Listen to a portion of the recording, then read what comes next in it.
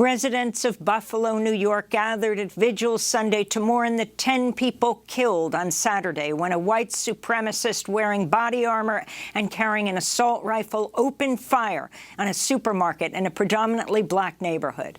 Of the 13 shoppers and store workers shot in the assault, 11 were black. Buffalo resident Grady Lewis witnessed the shooting.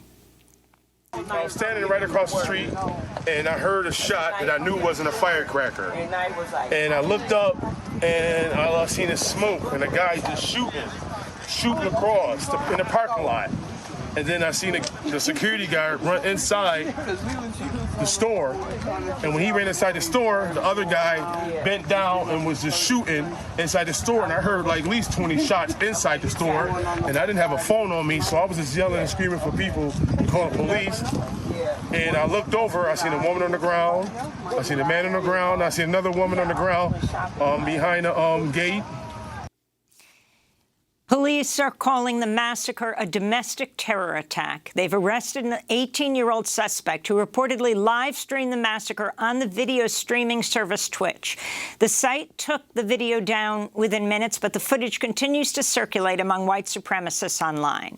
The suspect left behind a racist manifesto that included a plan to target a mainly black neighborhood. Investigators say he'd researched the area and drove about 200 miles from his home in Conklin, New York, before arriving a day in advance to conduct reconnaissance. The manifesto heavily plagiarized a screed left behind by the white supremacists who killed 51 people at 2 mosques in Christchurch, New Zealand in 2019. The manifesto refers to the Great Replacement, a racist conspiracy theory promoted by far-right media figures like Tucker Carlson of Fox News and embraced by some Republicans, including New York Congressmember Elise Stefanik. Prosecutors say the shooter purchased the Bushmaster XM-15 semi-automatic rifle used in the assault lawfully from a licensed gun dealer in his hometown after he passed a background check. That's despite the fact that the suspect previously threatened a mass shooting at his high school the year before. He allegedly modified the rifle to use high-capacity magazines that are banned in New York State. President Biden spoke from the White House Sunday as Buffalo mourned the attack. We're still gathering the facts, but already the Justice Department has stated publicly that it is investigating the matter as a hate crime, racially motivated act of white supremacy and violent extremism. As they do, we must all work together to address the hate that remains a stain on the soul of America. The hearts are heavy once again, but a resolve must never, ever waver. The White House says President Biden will visit Buffalo Tuesday to meet with victims' families. Journalist Madison Carter's tweet eulogizing one of the victims, Pearlie Young, went viral. Carter wrote, quote, "Pearlie Young, 77, was killed today in Buffalo shopping for groceries. For 25 years, she ran a pantry where every Saturday she fed people in Central Park. Every Saturday. She loved singing, dancing, and being with family. She was a mother, a grandma, and missionary, gone too soon." The other named victims are former Buffalo Police Lieutenant Aaron Salter, who was an off-duty guard. Also killed were Ruth Whitfield, Catherine Cat Massey, Hayward Patterson, Celestine Cheney, Roberta Drury, Geraldine Talley, Andre McNeil, and Margus Morrison. We go now to Buffalo, New York, where we're joined by India Walton, former Buffalo mayoral candidate, longtime community activist, now a senior advisor for senior projects for Working Families Party, and a senior strategic organizer with Roots Action. India, welcome back to Democracy Now! Right now, you're just a few blocks from the grocery store where the shooting took place. Can you describe your response over the weekend and what's happening in your community? There are a lot of heavy hearts in Buffalo right now. Details are still emerging, Amy, and as a matter of fact, I didn't know that Cat Massey was one of the victims. I started my organizing career right here in the Fruit Belt, and Cat was a pillar of this community and a longtime supporter of mine in the work that I did, a woman who wrote a $10 check every month to support our community land trust. And these are some of the folks that we lost in this very horrific and tragic incident. First of all, my condolences on this horror that has befallen your community, this act of domestic terrorism that has taken so many, including the mother. The oldest victim is the mother, right, of the retired fire commissioner. Yes. You know, there is a broader conversation that has to be had, right? The former fire commissioner's mother was in that grocery store because it is the only place for Black folks to shop on this side of town, right? So this is not only a question of a lone actor who was a white supremacist. It is a conversation that has to be had and policy that has to be made to undo the systemic harms that have been caused by a structure of white supremacy that has not only permeated the United States of America, but it also has trickled down into cities just like Buffalo. Like, you know, we know that 80% of the population of the east side of Buffalo are people of color, are Black people specifically, and they have one place to shop. And now they have 0 places to shop because we don't know when our grocery store is going to open back up on the east side. I mean, this is a critical point, this Tops grocery store. I mean, before it was brought into the community, it's in other parts of Buffalo, but it wasn't here. You had a food desert here. And right now, because it's closed, you have people who are desperately trying to get what the services that this store provided, like prescription drugs delivered to them, food that's refrigerated. Dealing with a community that lived in a food desert now goes back to that once again. But most importantly, the issue of structural racism that you're talking about, India. Exactly. We have dubbed it food apartheid because it is a policy decision. Deserts are naturally occurring, and the fact that there is no food on the east side of Buffalo and there's not the availability of these basic services is a policy choice.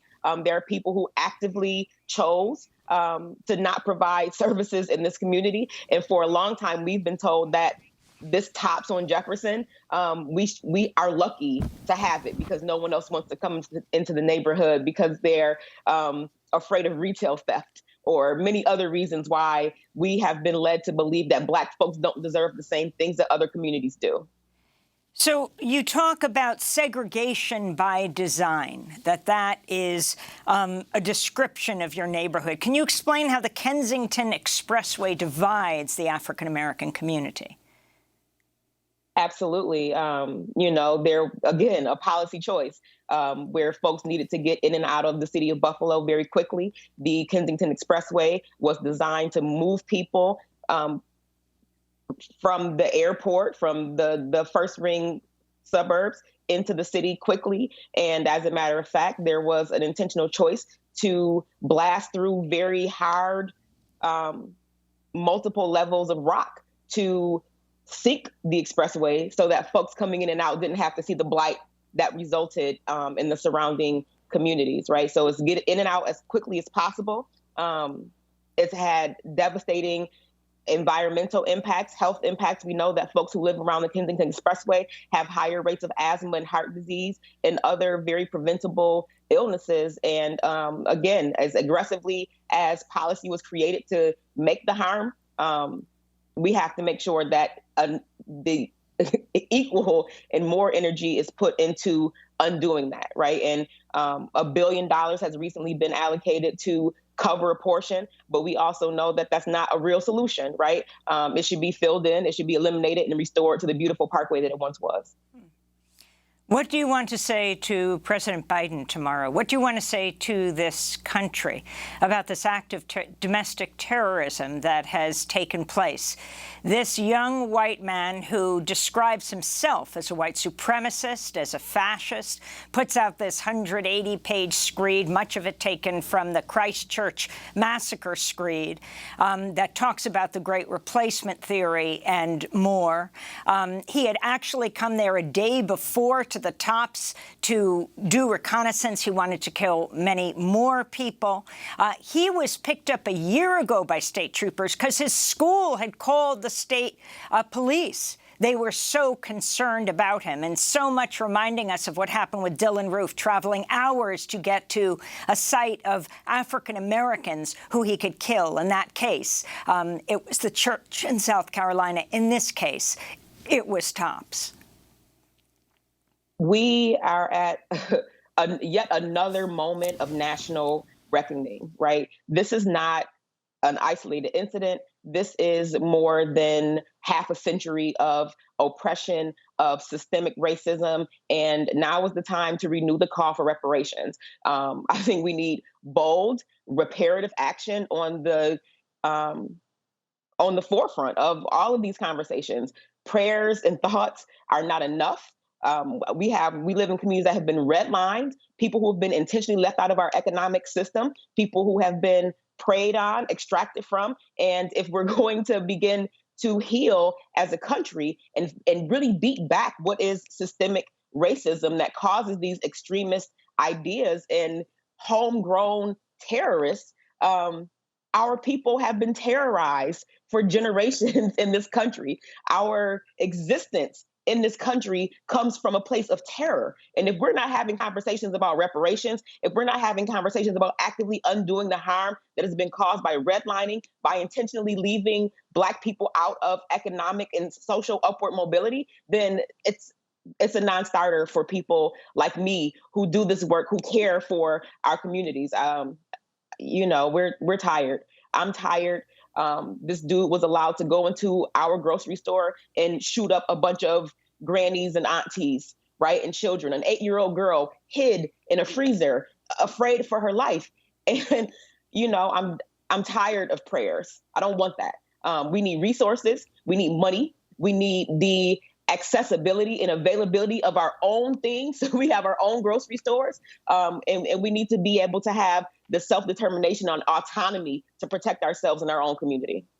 India Walton, we want to thank you for being with us, former Buffalo mayoral candidate, longtime community activist, now senior advisor for special projects for Working Families Party, and also works with Roots Action. Next up, we'll be joined by Professor Ibram X. Kendi. His new piece for The Atlantic headline, "The Danger More Republicans Should Be Talking About White Supremacist Ideology is Harmful to All, Especially the Naive and Defenseless Minds of Youth." Stay with us.